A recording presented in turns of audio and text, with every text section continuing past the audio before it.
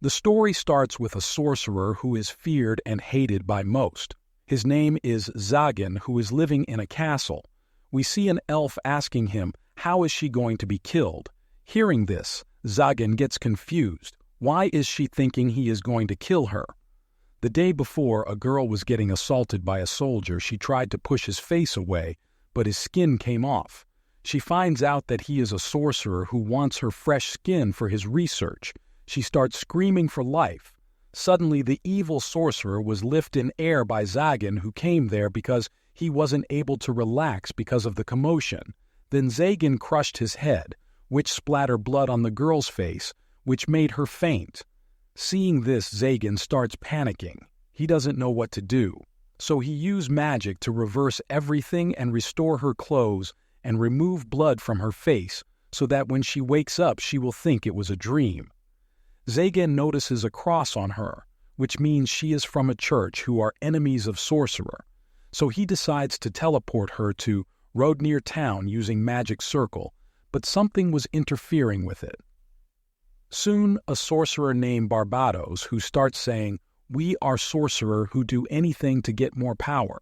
But Zagan just doesn't like using humans as experimental subject, so he transfers her to safety.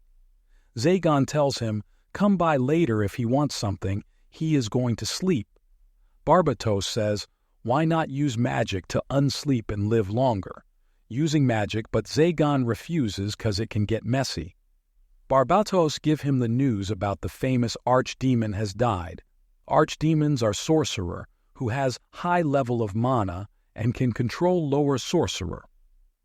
Among the 13 legendary archdemons, only one survived so long, and he died yesterday. Now his items are on auction, so Barbatos asks Zagan to join him there to get all kinds of legendary items from the auction. Scene changes to the city where the auction is held.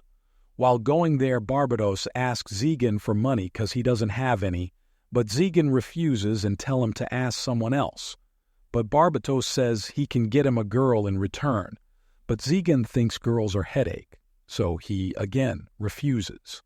Some soldiers are highly active due to recent accident of young girls kidnapping, so Barbatos makes fun of Zagan. Are you doing it?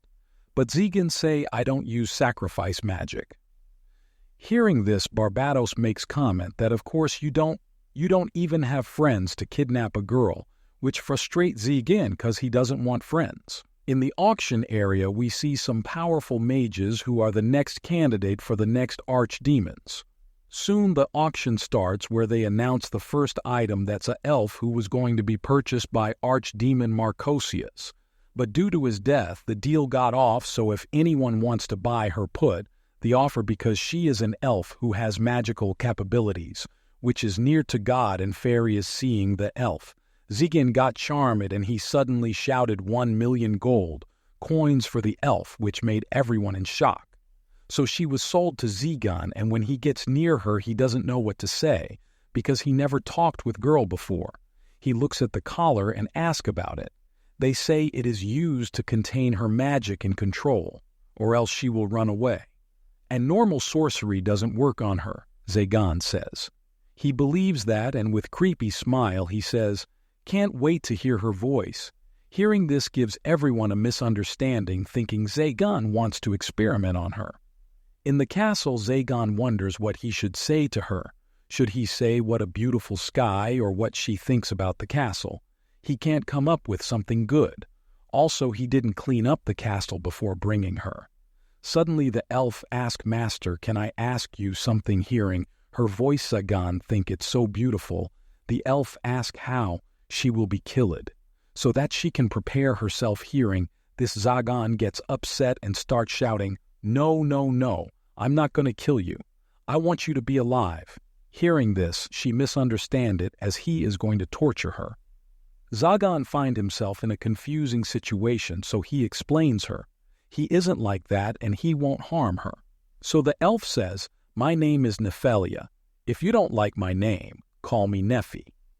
Hearing this made Zagan blush because he wanted to know her name. He asked her about her family name, but she says she doesn't have one because she is a cursed child.